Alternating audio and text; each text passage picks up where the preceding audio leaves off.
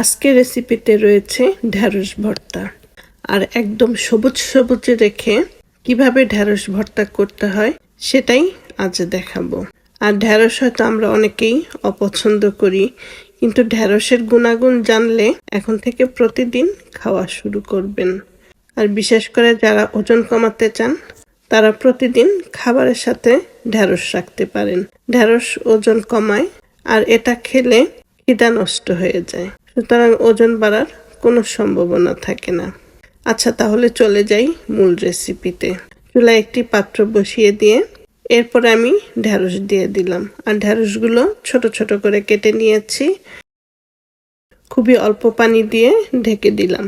বেশি পানি কখনো দিবেন না, তাহলে ঢেঁড়স পিচ্ছিল ভাব হয়ে যায়। তো এই অল্প পানি দেওয়াতে ঢেঁড়সটা সবুজও থাকবে আর পিচ্ছিল ভাবটা কমে যাবে। তো এই তো দেখতে পাচ্ছেন ঢেঁড়সটা একদম সেদ্ধ হয়ে গেছে আর পানি একদমই নাই। তো এখন এর মধ্যে আমি দিয়ে দিব কিছুটা সাদা তিল। সাদা তিল দিয়ে নেড়ে চেড়ে কিছুক্ষণ ভেজে রাখবো, তাহলে যে ঢেঁড়সের যে পিচ্ছিল ভাবটা সেটা চলে যাবে।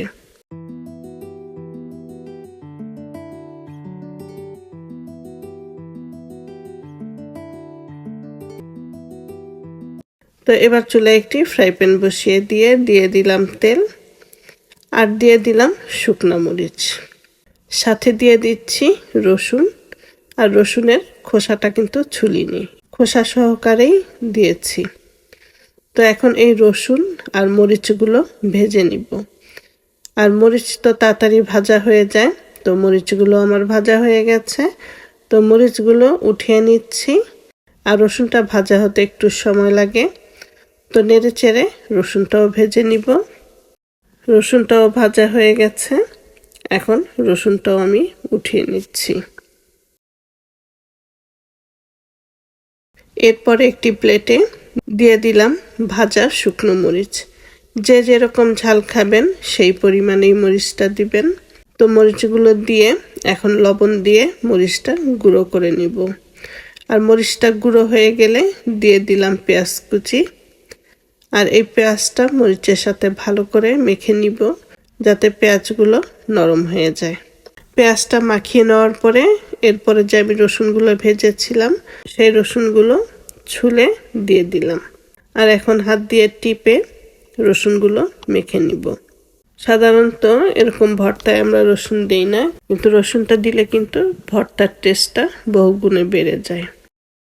তো দিয়ে দিলাম এরপর কিছু ধনে পাতা দিয়ে মেখে এরপরে আমি দিয়ে দিব ঢেঁড়সগুলো এবার হাত দিয়ে টিপে টিপে মেখে নিব। তো দেখতে পাচ্ছেন ওরকম কিন্তু পিচ্ছিল হয়নি আর একদম কিন্তু সবুজ আছে। তো বেশি পানি দিলে বেশিক্ষণ সিদ্ধ করলে দেখা যায় সবুজ ভাবটা থাকে না। অল্প পানিতে ঢেকে সিদ্ধ করে নেবেন, তো দেখবেন একদম সবুজ রয়ে গেছে। তো এই তো ঢেঁড়সগুলো এখন ভালো করে মেখে এরপরে দিয়ে দিব সরিষার তেল। আর সরিষার তেলটা দিয়ে মেখে নিলেই ভর্তাটা হয়ে গেল। আর এরকম একটি ভর্তা গরম গরম ভাতের সাথে কিন্তু অসাধারণ লাগে। তো আজকের এই রেসিপিটা যদি আপনাদের ভালো লাগে তবে অবশ্যই স্বপ্নকথা প্যারিস চ্যানেলের পাশে থাকবেন। ভালো থাকবেন সবাই। আল্লাহ হাফেজ।